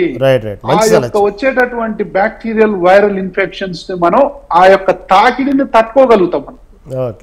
మంచి సలహా ఇచ్చారండి విష్ణురావు గారు. కాబట్టి ఆ వ్యాక్సిన్ యొక్క ఇంపార్టెన్స్ ఏందనేది సీజన్ ముందుగానే తీసుకుంటే ఇటు పిల్లలు కానీ ఇటు పెద్దలు కానీ ఈ సీజన్ల వ్యాధి నుంచి బారిపడకుండా కాపాడుకోవచ్చు. ఓకే, మంచి సలహా అండి. ప్రభుకుమార్ గారు ఇంతకుముందు అంటే బిఫోర్ కరోనా ఆఫ్టర్ కరోనా మాట్లాడుకుంటే జనాల్లో ఉన్న అపోహ కానివ్వండి, అది వాస్తవాలు కానివ్వండి, అంతకుముందు ఏదైనా మనం ఒక చిన్న ప్రాబ్లం వచ్చినా జ్వరం కానీ జలుబు కానీ దగ్గని ఈ రకరకాల వైరస్ సంబంధించిన ఏదైనా వచ్చినప్పుడు మందులు వాడితే 2-3 రోజులు 4 రోజులు తగ్గిపోయేది. కానీ కరోనా తర్వాత మందులు వాడుకున్న ఇన్ని రోజుల కొద్ది కూడా వచ్చిన ప్రతి వ్యాధి కూడా తగ్గట్లేదు అనేటువంటి ఒక వార్త అయితే న్యూస్ ఉంది. ఎందుకంటే ఆ వ్యాక్సిన్స్ తీసుకోవటం వల్ల ఇమ్యూనిటీ పవర్ పబ్లిక్లో తగ్గిందనేది ఒక ప్రధానంగా కారణం ఉంది. ఇది ఏమంటారు, దీన్ని కరెక్ట్ అంటారా? అంటే యాక్చువల్ గా అది సబబు కాదండి. ఎందుకంటే వైరసెస్ చాలా వైరసెస్ ఇప్పుడు ఏమైనాయి అంటే అవి పునరుత్పత్తి కలిగించి మ్యుటేషన్స్ ఫామ్ అయినటువంటి వైరస్లు మనం చూస్తున్నాం. ఈ వైరసెస్ అన్ని కూడా బాగా మ్యుటేషన్స్ ఫామ్ అయినాయి కాబట్టి వాటికి అలవాటు అయిపోయింది. ఎవరిని అటాక్ చేస్తున్నాం మనం, అటాక్ చేస్తే వాళ్ళు తిరిగి మన మీద ఎటువంటి అటాక్లు చేస్తారు, దానికి తగ్గట్టుగా ఈ వైరసెస్ మ్యుటేషన్ కి గురైనాయి బాగా. ఇప్పుడు ఒకరిని కొడితే వాడు ఎట్లా మనం తప్పించుకోవడానికి ప్రయత్నం చేసి మళ్ళీ వాడు మన రీఅటాక్ చేయడానికి ఎట్లా అవకాశం ఉంటుందో ఈ వైరసెస్ కూడా తమను తాము అడ్వర్స్ ఎఫెక్ట్స్ కి మనం ఇచ్చేటువంటి అడ్వర్స్ ఎఫెక్ట్స్ ని మనం అవి ఎట్లా ప్రతికూల వాతావరణాన్ని ఏ విధంగా మనం తిరిగి కొట్టాలి, వాటికి ఉన్నటువంటి అడ్వర్స్ ఎఫెక్ట్స్ ఏ విధంగా తిరిగి కొట్టాలని వైరస్లు ఇప్పుడు వచ్చే వైరస్ అన్ని కూడా చాలా మ్యుటేషన్స్ అయినాయి. తర్వాత వైరస్లు రకరకాల వైరస్లు విజృంభిస్తున్నాయి. ఇవన్నీ పేర్లు లేని సినిమాలే. ఈ వైరసెస్ అన్నిటికీ చాలా వైరస్లకి పేరే లేదు, వాటి ఎవరు కనిపెట్టలేదు కూడా. సరే, మీకున్న ఎక్స్పీరియన్స్ ప్రకారం ఈ పబ్లిక్ లో డెంగ్యూ ట్రీట్మెంట్ చేస్తున్నప్పుడు ప్లేట్లెట్లు తగ్గుతా ఉంటాయి కానీ డెంగ్యూ టెస్టులు నెగిటివ్ వస్తూ ఉంటాయి. అవునండి, డెంగ్యూ టెస్టులు నెగిటివ్ వస్తూ ఉంటాయి కానీ ప్లేట్లెట్స్ తగ్గుతూ ఉంటాయి. అది కూడా డెంగ్యూ వైరస్ లోనే ఒక రకం, కనిపెట్టడం ఒక రకం. అది ఇది ఫ్లావిరిడే ఆర్బో వైరస్ లకు సంబంధించినటువంటి ఫ్యామిలీస్ ఇవన్నీ కూడా. సో ఇవి రకరకాల వైరస్, ఇన్ఫ్లుయెన్జా వైరస్ లో పేరు పెట్టిన వైరస్ లో కోట్లు ఉన్నాయి. సరే, మీకున్న ఐడియా ప్రకారం ఇమ్యూనిటీ పవర్ తగ్గడానికి ప్రధాన కారణం ఎందుకంటారు? ఈ మధ్యన ఎక్కువగా మీరు చూసుకుంటే పబ్లిక్ లో కూడా ఇమ్యూనిటీ గురించి ఎక్కువ గైడ్లైన్స్ జరుగుతున్నాయి. దాని మీద పెద్ద పెద్ద టాబ్లెట్స్, మెడిసిన్స్, పౌడర్స్ అంటూ కూడా పబ్లిసిటీ జరుగుతూ ఉన్నాయి. ప్రధానంగా ఆఫ్టర్ కరోనా తర్వాతే జరిగింది ఇదంతా. ఎందుకు ఇమ్యూనిటీ పవర్ ప్రధాన కారణం ఏంది? ఇమ్యూనిటీ పవర్ తగ్గడానికి, ఇమ్యూనిటీ పెరగడానికి మీ సలహా ఏంటి? ఇమ్యూనిటీ పవర్ అనేది ఇప్పుడు బాగున్న వాళ్ళకి హెల్దీ డైట్ ఫాలో అవుతూ ఇతర ఆరోగ్య సమస్యలు లేని వాళ్ళందరికీ బానే ఉంటుందండి. ఇతర ఆరోగ్య సమస్యలు లేకుండా చక్కగా ఉండేవాళ్ళు, రెగ్యులర్ గా మంచి లైఫ్ స్టైల్ ఫాలో అయ్యేవాళ్ళు, చక్కగా నిద్రపోయే వాళ్ళు, ఒక 7-8 గంటలు 9 గంటలు రోజు నిద్రపోతూ ఫ్రెష్ గా ఉండేటువంటి వాళ్ళు, తర్వాత మంచి ఆహారం తీసుకునేటువంటి వాళ్ళు, వాళ్ళకి ఎటువంటి ఆరోగ్య సమస్యలు లేని వాళ్ళు, వీళ్ళందరికీ ఇమ్యూనిటీ బ్రహ్మాండంగానే ఉంది. ఎవరికైతే కాంప్లికేషన్స్, కోమార్బిటీస్ లాంటివి ఉంటాయో, ఇందాక మనం డిస్కస్ చేసినట్టుగా డయాబెటీస్, హైపర్ టెన్షన్ కానివ్వండి, క్యాన్సర్ కానివ్వండి, హెచ్ఐవి కానివ్వండి, టీబీ కానివ్వండి, ఇలాగా ఇతర కాంప్లికేషన్స్ ఎవరికైతే ఉంటాయో వాళ్ళల్లో ఎంతో కొంత ఇమ్యూనిటీ తక్కువ ఉంటుంది. ఈ వైరస్ ఎక్కువ సమయం చాలా తక్కువ ఉందండి, అయిపోవడం. చివరిసారిగా విష్ణురావు గారు, ఇప్పుడు ఎటు చూసినా కల్తీ ఆహారం దొరికి ఈ రోజుల్లో ఇమ్యూనిటీ పవర్ పెరగడానికి, ఇమ్యూనిటీ పవర్ బాధన పడుతున్నారు కాబట్టి, రకరకాల రోగాలు బాధన పడుతున్నారు కాబట్టి, సీజనల్ వ్యాధులు ఎదురవుతున్నారు కాబట్టి, మీ ఇచ్చే సలహా ఏంటి? ఇమ్యూనిటీ పవర్ ఏం చేయమంటారు విష్ణునారాయణ గారు? ఇమ్యూనిటీకి ప్రత్యేకంగా మందులే ఉండవండి. చక్కటి ఆహారం, చక్కటి నిద్ర, చక్కటి వ్యాయామం అంటే వాకింగ్, ఒక positive mind set. Negative mind set it self leads to అంటే లోవరింగ్ ఆఫ్ ద ఇమ్యూనిటీ. తెలుసా మీకు? ఒక నెగటివ్ ఆలోచన అనేది ఒక ఇమ్యూనిటీ తక్కువ పడటానికి కారణం. ఒక డిప్రెషన్, ఒక స్ట్రెస్, తర్వాత ఒక సమస్య, ఈ ప్రాబ్లము, ఈ భయము. ఇప్పుడు చాలా మంది ఏంటంటే తాడును చూసి పాము అనుకున్నాం అనుకో, ఇమ్యూనిటీ పడిపోద్ది. తాడును చూసి పాము అనుకోవద్దు. దాన్ని కరెక్ట్ గా కనుక లైట్ వేసినట్లయితే ఇది పాము కాదు తాడు అని తెలిసిన తర్వాత రిలాక్స్ అవుతారు మనిషి. కాబట్టి ప్రతి ఒక్కరు కూడా ఈ జబ్బుల విషయంలో కూడా తాడును చూసి పాము అనుకోకండి, అనవసరంగా భయపడకండి. కాబట్టి కృష్ణరావు గారు, మీరు చెప్పేది ఏంటంటే పాజిటివ్ మైండ్ సెట్ ఉంటే ఇమ్యూనిటీ కూడా పెరిగిద్ది, నెగిటివ్ మైండ్ సెట్ ఉంటేనే సగం ఇమ్యూనిటీ దెబ్బతీరుదంట. కాబట్టి మనం పాజిటివ్ మైండ్, మంచి ఎక్సర్సైజు, మంచి వాతావరణంలో ఉండటం వల్ల కూడా మనిషికి ఆరోగ్య స్థితిగతుల మీద ఆధారపడింది అన్నారు. మంచి సలహా ఇచ్చారు. ఓకే, సమయం అయిపోయిందండి. చర్చలో పాల్గొన్నందుకు విష్ణురావు గారికి, అదేవిధంగా ప్రభుకుమార్ గారికి, హరీష్ తెన్నెడ్డి గారికి, శ్రీహరి గారికి ధన్యవాదాలండి. అది ప్రధానంగా తెలంగాణలో ఎటు చూసినా డెంగ్యూ వ్యాధి అనేది బాగా ప్రబలిపోయింది. కాబట్టి ప్రకృతి ప్రసాదించినటువంటి వాతావరణాన్ని మనం చేతులాడి చెడగొట్టుకోకుండా పరిశుభ్రమైన వాతావరణంలో ఉంటూ చుట్టుపక్కల ప్రాంతాలు మనం పరిశుభ్రించుకుంటూ కాచి చల్లార్చి నీళ్ళు తాగుంటూ మన ఆరోగ్యం మనం కాపాడుకుందాం. ఇది ఈనాటి మిడ్ డే డిబేట్. రేపటి మిడ్ డే డిబేట్లో మళ్ళీ కలుద్దాం. చూస్తూనే ఉండండి స్వతంత్ర టీవీ.